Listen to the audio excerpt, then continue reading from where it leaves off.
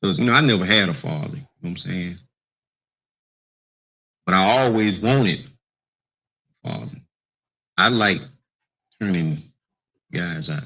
As far as being turned out already, especially by family members, I kind of felt sympathy for them. I was probably about 6, and that happened with a family member. Cousin. Uncle. About it, and I asked him, if Jimmy had been touching him or messing with him, like he shouldn't have been. And he said, yeah, he chases me around the room, stuff like that.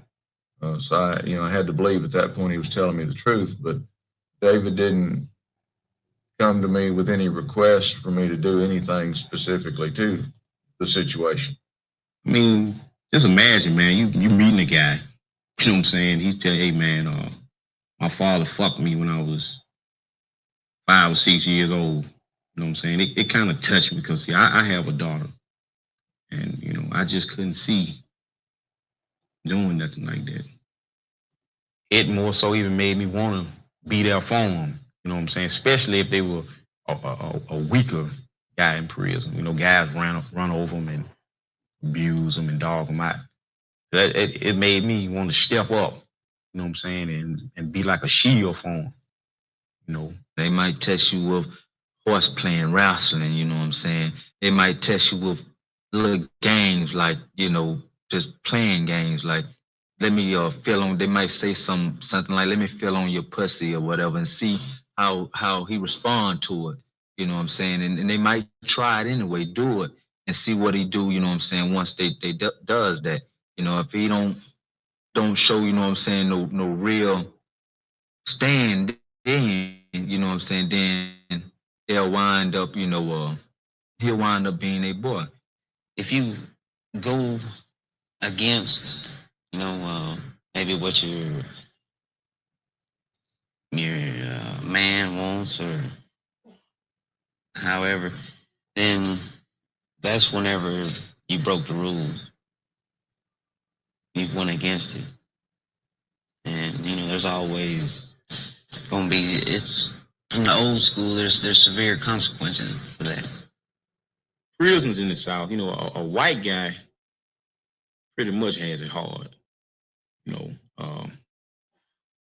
He'll be tested much quicker, black inmate. There was this guy who was here before. He was a blood. And in Alabama, you know what I'm saying, a lot of places, you know what I'm saying, they don't believe in a white guy being a blood. I had feelings for him, lust, even at the time that he was still claiming to be a blood. But by us acknowledging him as a blood, I pushed that lust to the side. So for me to meet him, and he was already a member of Bloods, I felt like, well, hell, he had to show some type of heart. I put it like that. He had to been improved himself. So I accepted him. During this time, it was football season, and every motherfucker in prison gonna watch football. So the captain and the lieutenant, they come around and do daily inspections of the whole dorm. So this guy in particular, he had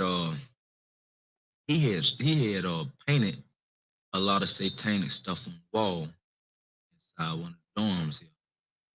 They go off. I mean, they have a fit. Until we find out who vandalized his room, no football. Another blood comes to me, say, hey man, you know who put that shit in that room? No, who?